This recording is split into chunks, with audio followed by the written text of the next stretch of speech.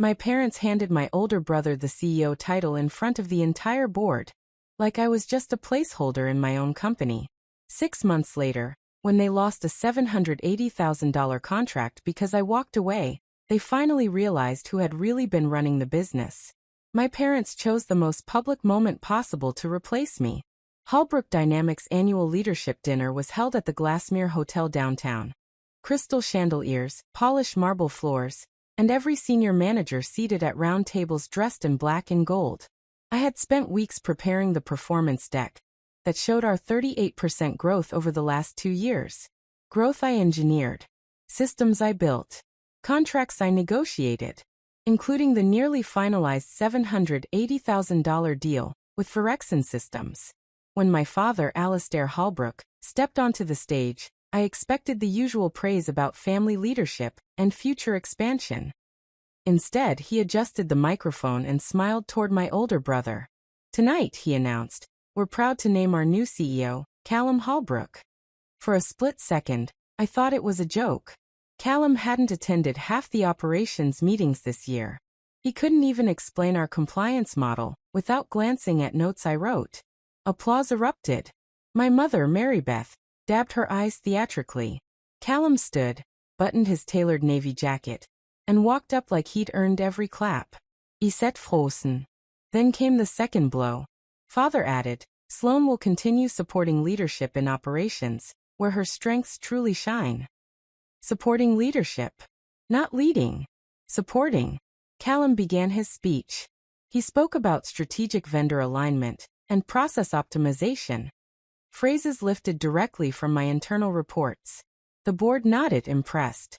I recognized entire sentences I had drafted weeks earlier. When he thanked our parents for believing in his vision, I realized something brutal. They never saw the company as mine to build. To them, Callum was the face. I was the machinery behind the curtain. I forced myself to stand when everyone else did. I even hugged him when he came off stage. But in that moment, under the glittering lights, surrounded by applause that should have partly belonged to me, I understood something clearly. They hadn't just chosen a CEO.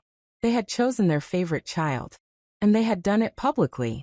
The humiliation didn't show on my face. But it burned. The truth is, that announcement didn't come out of nowhere. It was just the first time the favoritism was undeniable.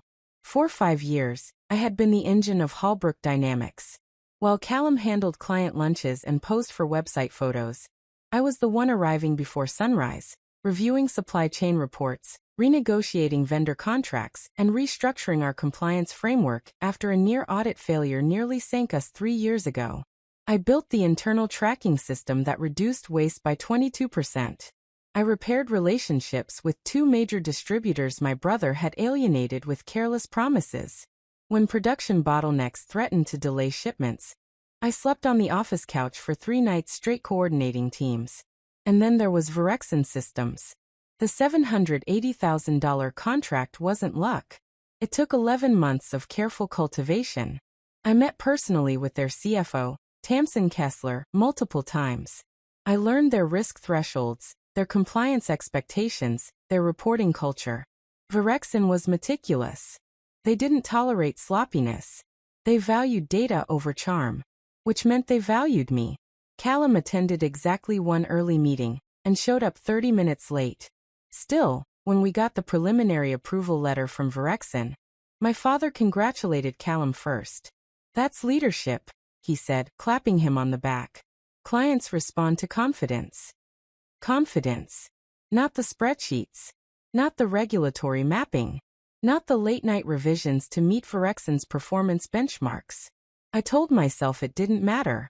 Titles weren't everything. Results were. But at the leadership dinner, watching Callum accept the CEO position using strategies I designed, something shifted. It wasn't just that they underestimated me. It was that they had rewritten history in real time. And the most dangerous part? Callum believed the story they told about him. He thought he earned it. He had no idea the foundation beneath him wasn't his. And foundations, when removed, don't collapse immediately. They collapse when the weight becomes too much. Confidence. Not the spreadsheets. Not the regulatory mapping. not the late-night revisions to meet Verexen's performance benchmarks. I told myself it didn't matter. Titles weren't everything. Results were. But at the leadership dinner, watching Callum accept the CEO position using strategies I designed, something shifted. It wasn't just that they underestimated me. It was that they had rewritten history in real time. And the most dangerous part? Callum believed the story they told about him. He thought he earned it. He had no idea the foundation beneath him wasn't his. And foundations, when removed, don't collapse immediately. They collapse when the weight becomes too much. After the applause faded and the champagne glasses emptied, I asked my parents to meet me in my father's office upstairs. The music from the ballroom below vibrated faintly through the floor, cheerful and oblivious. I closed the door behind us. Since when? I asked, keeping my voice level. Since when was this decided?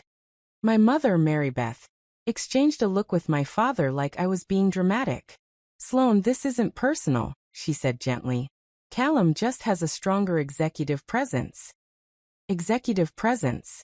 I built the operational backbone of this company, I replied. Verexen is on the verge of signing because of the compliance model I designed, because of the reporting systems I implemented. My father leaned back in his leather chair. And you'll continue doing that. You're brilliant at it. But a CEO has to inspire confidence. Investors respond to a certain energy. There it was. Callum had charisma. I had competence. You mean he's easier to sell? I said quietly. We mean, my father corrected, that he fits the role. Fits. As if leadership were a costume. I felt something tighten in my chest.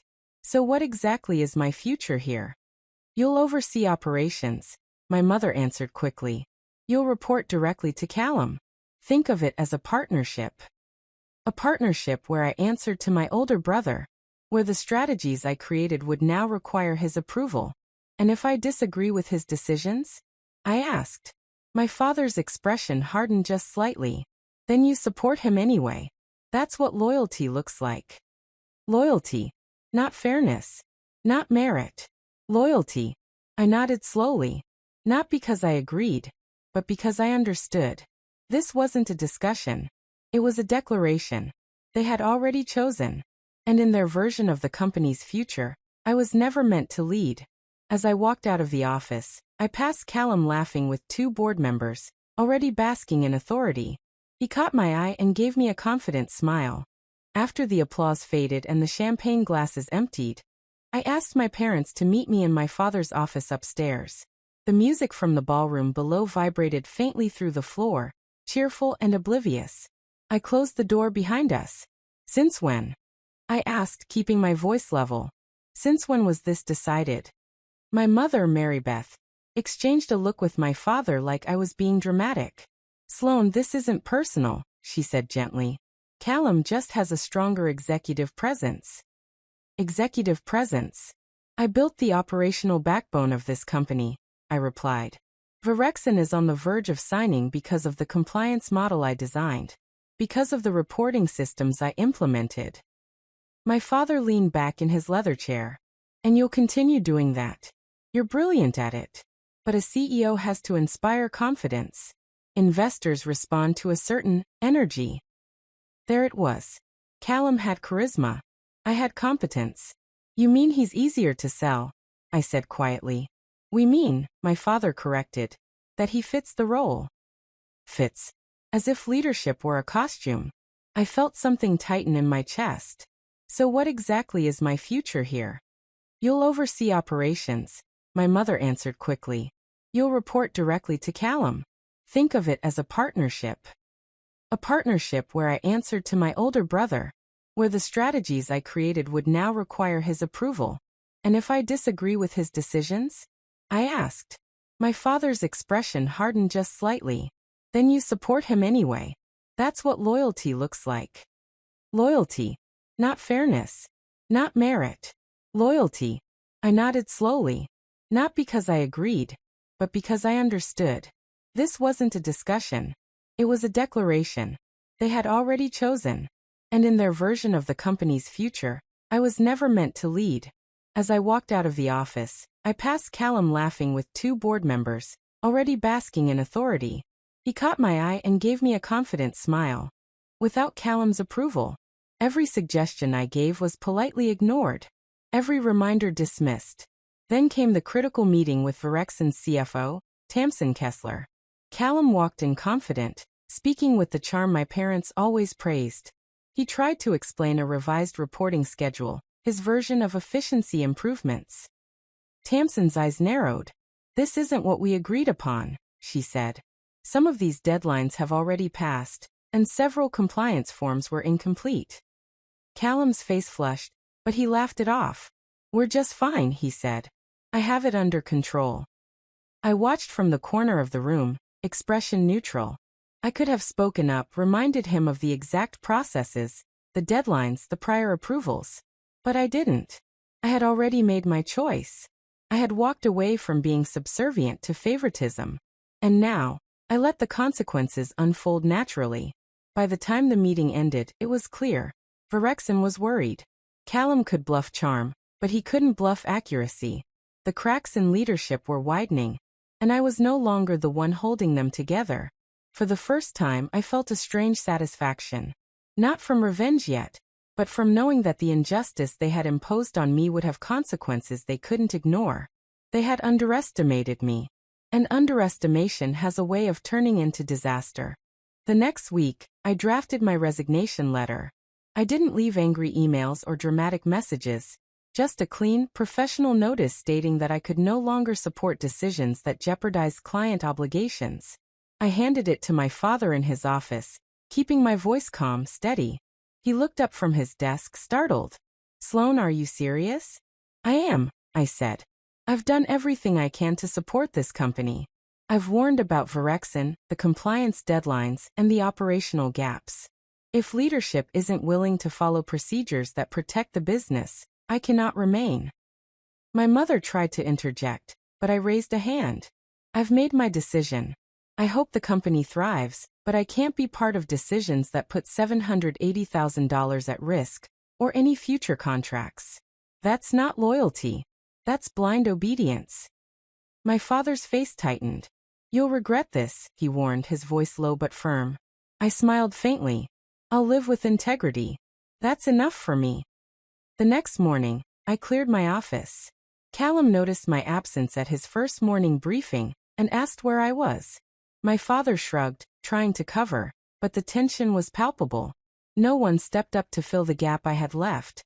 The silence I left behind was louder than any protest. Vendors emailed unanswered questions. Internal approvals stalled. Team members whispered their frustrations. Callum tried to intervene, but he didn't know the systems I had built from scratch. For the first time, I walked away without looking back. I didn't gloat. I didn't threaten. I simply exited a system I had created, leaving the fragile structure in the hands of someone who didn't understand it. And in that quiet act of departure, the first threads of their unraveling began. Sometimes the most potent revenge isn't confrontation, it's absence. And I had given them enough absence to let consequences speak for themselves. Within a few weeks, the results of my departure became impossible to ignore.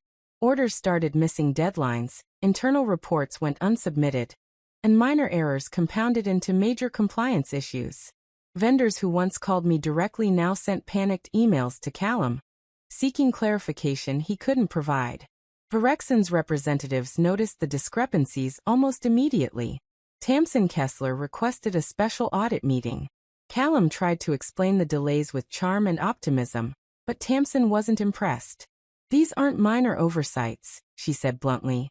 "Several milestones were missed, and documentation is incomplete. This could affect our $780,000 contract." Callum's confident smile faltered. He asked board members for advice, but even they couldn't salvage what had already gone wrong. My parents' faces tightened with every word.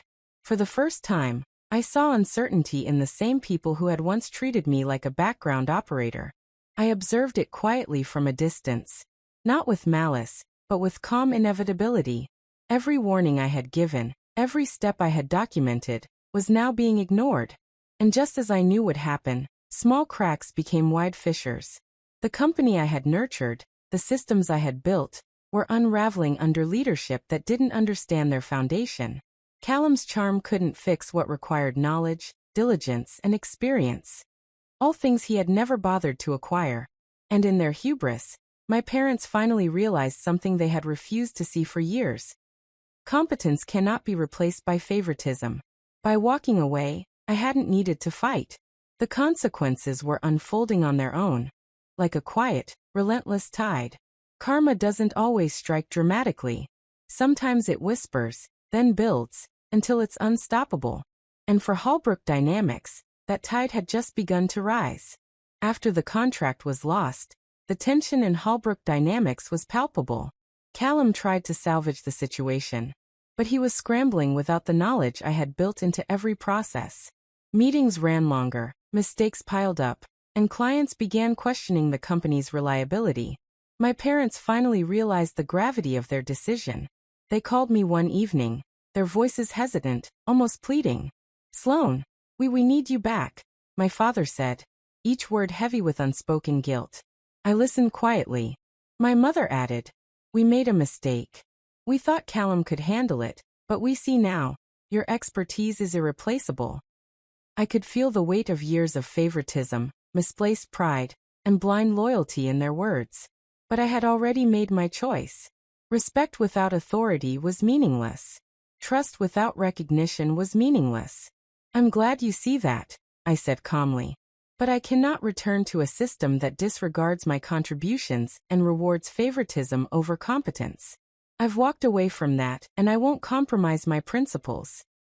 There was silence on the other end. My parents tried to argue, to persuade, but I remained firm.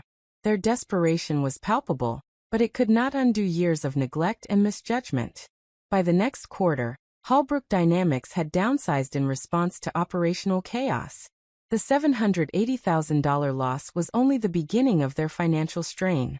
Callum remained CEO in title, but the company's trajectory had changed. Meanwhile, I had joined a competing firm as Chief Operations Officer, leading major contracts with skill and precision. Ironically, one of my new projects involved negotiating with a rival of Verexin. I didn't need to gloat. I didn't need revenge. The results spoke for themselves. Integrity, competence, and patience had done the work that favoritism and arrogance could not. And for my parents, the lesson was clear. Ignoring the true talent in your family has consequences you cannot buy back. Months passed, and the ripple effects of my departure continued. Holbrook Dynamics struggled to recover. Vendors were hesitant, employees were frustrated, and clients demanded explanations that Callum could not provide. Each day brought another reminder of the $780,000 contract lost. The deal that had been so close, and yet now vanished because competence had been ignored. Meanwhile, I flourished at my new firm. As Chief Operations Officer, I was entrusted with high-stakes negotiations and strategic planning. I rebuilt my confidence, my authority, and my sense of purpose. Things that had been stifled under my parents' favoritism. My expertise was now recognized and rewarded. I still thought of Holbrook Dynamics occasionally, not with anger, but with clarity. I had walked away when loyalty meant subordination to incompetence, when respect meant nothing without power, and when my value had been invisible to the very people who had benefited from it most. Then came the news. Holbrook Dynamics had lost another major client, due to operational mismanagement. Callum was under pressure, my parents were desperate, and the board was questioning leadership. The company they had thought was secure was now teetering, all because they had refused to see what I had been telling them for years. I didn't intervene. I didn't need to. The outcome was the natural consequence of their choices. It was a strange kind of satisfaction, watching karma unfold without lifting a finger. I had walked away with my integrity intact, and in doing so, I had let the universe deliver the lesson that favoritism and arrogance cannot replace skill and diligence. By the end of the year, I was thriving in my career, leading critical contracts, and finally free from the shadow of family bias. Meanwhile, Holbrook Dynamics was left to rebuild, slowly realizing the cost of ignoring the person who had quietly held everything together. And I understood fully that sometimes the most powerful revenge is simply being right, and letting time prove it. By the end of that year, the full measure of my absence became undeniable. Holbrook Dynamics was struggling to maintain even basic operations. Vendors were pulling back, clients were questioning reliability, and the board's confidence in Callum had evaporated. My parents, who had once smiled proudly at their charismatic choice, now spent nights poring over reports they no longer fully understood. I, on the other hand, was thriving. At my new firm, I negotiated a multi-million-dollar contract, implementing the same operational systems I had perfected at Holbrook Dynamics. Colleagues and clients respected my expertise. They valued competence over appearances. For the first time in years, I felt fully recognized, not just for my hard work, but for the vision I had carried silently. Ironically, one of my new clients was a rival of Virexon Systems, the very company whose $780,000 contract my parents had lost. I led the negotiations flawlessly, securing a deal that my former company could only watch from the sidelines. I didn't gloat, I didn't taunt, and I didn't need to. The results spoke for themselves. My parents' favoritism had cost them far more than money. They had lost credibility, stability, and the trust of their employees. Sometimes revenge doesn't require action. Sometimes it simply requires stepping away and letting reality play out. I had walked away quietly, without confrontation, but the consequences had been swift and unavoidable. And as I reflected on it all, I understood something fundamental. Loyalty and family ties mean nothing without respect, and competence cannot be replaced by charm. Callum had inherited a title, but I had kept the skill, the integrity, and the ability to thrive. Karma had delivered the lesson, and I didn't have to lift a finger. I had simply been patient, consistent, and true to myself. In the end, that was enough. Some stories don't end, they follow you. If this one stayed in your mind, you know what to do.